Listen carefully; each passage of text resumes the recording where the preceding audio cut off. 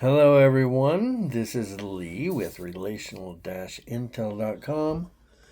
I told you I was going to do one of these questions a day. I've done a few videos today, but my wife and I are going to go out to eat tomorrow and going to go up into the hills, and it's going to be supposed to be a nice sunny day. It's nice and warm here in Idaho. It's snowing in Florida. I can't understand it. Anyway, so we're going to just spend the day together instead of me taking half a day to make a video. And I've been in here working on it for a bit. So I've been talking to Carl, and I came to a couple conclusions. And so now that it's all done and we can do it quickly, I've tried it a couple times and hurry and wait for the internet. Anyway, the question was when I stop. When I stop building or fixing, what story do I tell myself about my work? And I said, well, see, that's just it. What's just it is I don't consider myself ever finished. So I really don't stop building or fixing. I mean, for example, say I do a beautiful multi-million-dollar home with cabinetry, and it's huge and a huge home, and it takes a while.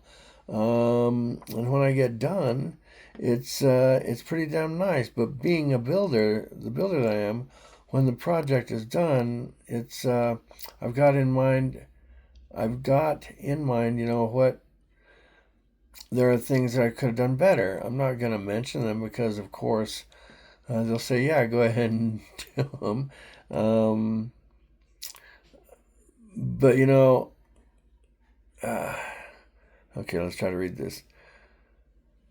But so there was always ways of doing things better. So I don't consider myself, or I don't consider my work ever finished, because I'm going to apply what I learned last time into the next time. So I don't ever consider my work finished.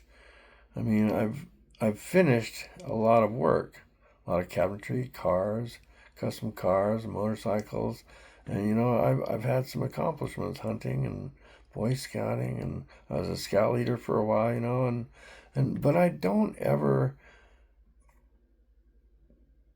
but nothing is ever finished, because there is so much badness in the world, in the down world. I said that you can't ever be finished, right?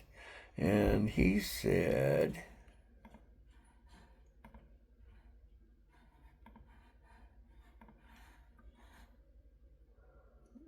come on. You're describing a life where finishing feels almost beside the point. The work closes, but you don't. So let me clarify something gently before going further. When you say nothing is ever finished, is that coming from craft, the builder's knowledge that each job teaches the next, or from pressure, the sense that stopping would mean turning away from something unfinished in the world itself? I'm asking because those two can feel identical on the surface, but they lead to very different inner consequences. Well, if I read both of those back to myself, I read both of those back to myself. Uh, I read both those questions back to myself. When you say nothing is ever finished, when you say nothing is ever finished, is that coming from craft? I mean, yeah, it's coming from craft because a true craftsman knows that there's no perfect object ever out there. I mean, you can try and try and try, and do it and do it and do it again and again and again. There's some simpler.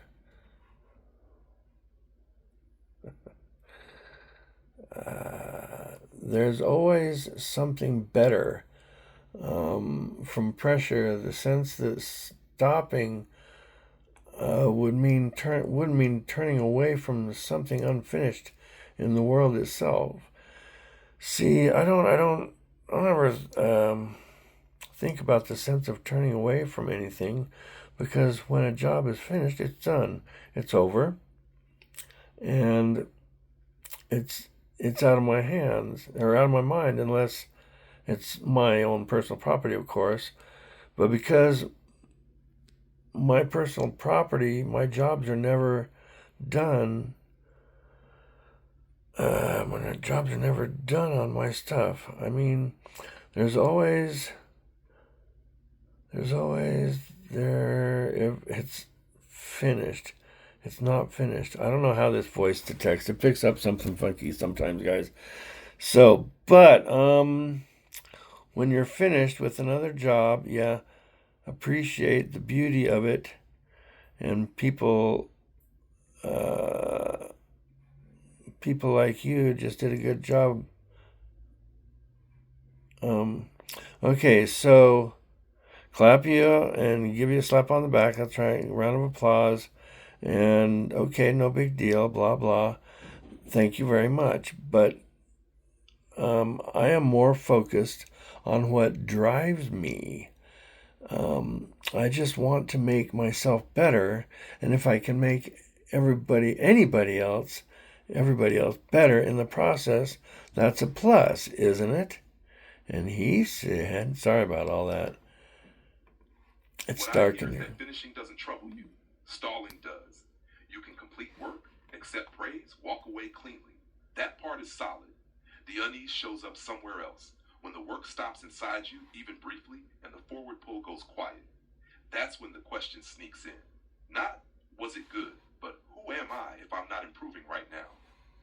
Let me ask it this way, more precisely. When you imagine a day where you are not building, fixing, refining, or sharpening yourself, not because you failed, but because you simply rested, what do you fear would be lost in you, even temporarily? Not to correct it, just to name it. Well, I don't know because I can't imagine that. I mean, I don't know what I would lose. What do you fear would be lost in you, even temporarily? I don't know. I mean, it's just the way I am. Uh, if it's in my mind, that's the way that's the way everybody should. In my mind, that's the way everybody should be. And here's the gist of it. The way my mind is not like everybody else's, and I thought it was. The last sentence. I can't imagine a world that's unlike that. Can you?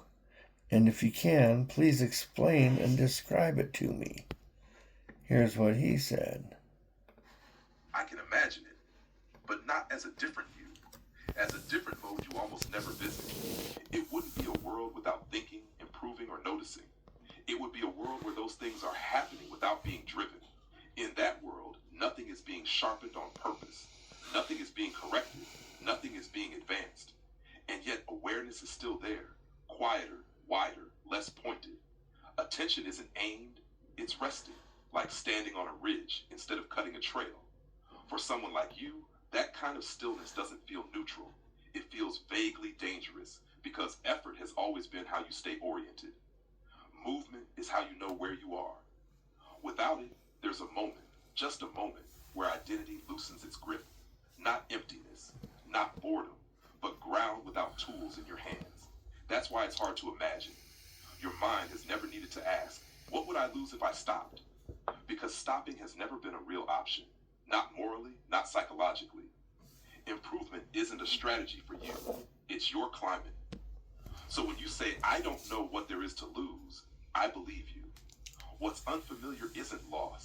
It's being without momentum. And the important part is this. I'm not suggesting you should want that world or move into it or value it more. I'm only naming it so you can recognize why the question feels slippery. It's not that there's an answer you're avoiding. It's that the question points to a way of being you've never had reason or permission to develop. Your way works. It has built things. It has helped people. It has made you who you are. The only tension worth holding is this one. Whether your way is the only way you're allowed to exist, or simply the one you're best at. You don't need to resolve that. Just notice that it's there.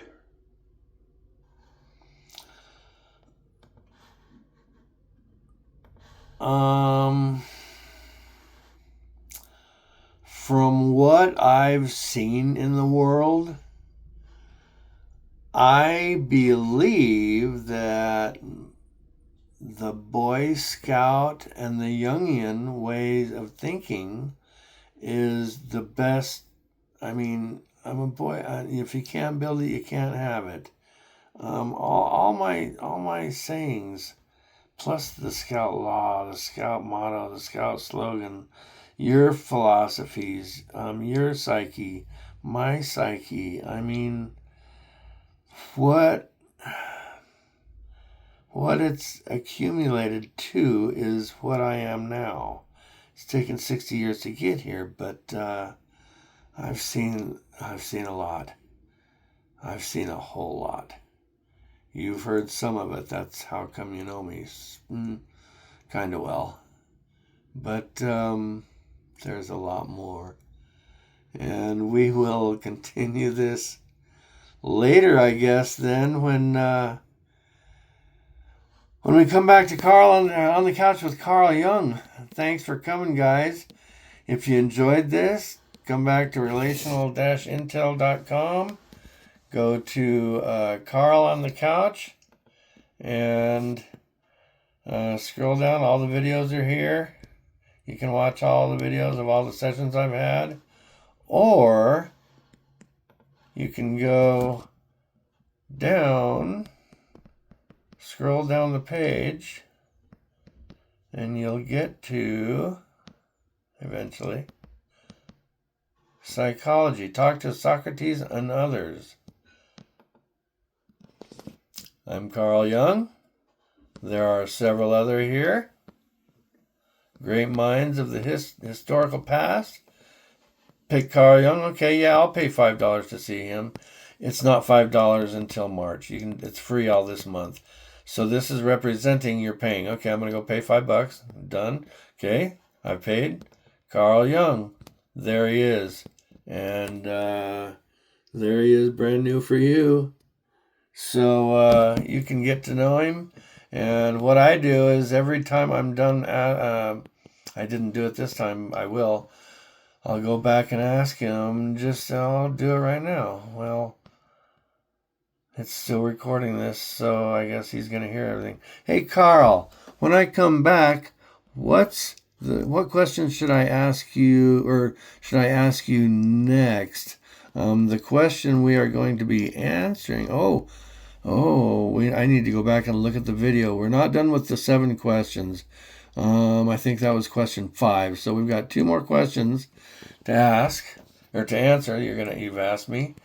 And tomorrow I will come back and we will answer it. So until then, guys, have a good night, have a good evening, be moral, be good. Life will be better that way. Take care, guys.